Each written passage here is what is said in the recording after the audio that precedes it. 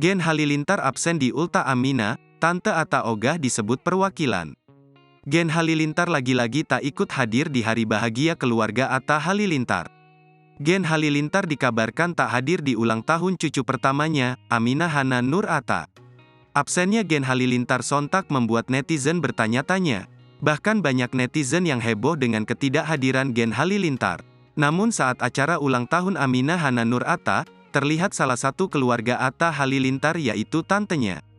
Tante Atta Halilintar, Hestia Faruk nampak menghadiri ulang tahun keponakannya tersebut. Hestia Faruk mengungkapkan jika dirinya datang bersama suami dan anaknya. Ia mengaku senang bisa melihat Aminah Hana Nur Atta yang tumbuh menjadi anak yang pintar. Di saat yang sama, Hestia Faruk ogah disebut sebagai perwakilan keluarga Gen Halilintar. Hestia Faruk menegaskan jika dirinya datang memang karena diundang, bukan karena perwakilan keluarga Gen Halilintar. Bak tak mau memperpanjang pembahasan, Hestia mengatakan jika Gen Halilintar datang. Maksud dari Hestia adalah Tarik Halilintar.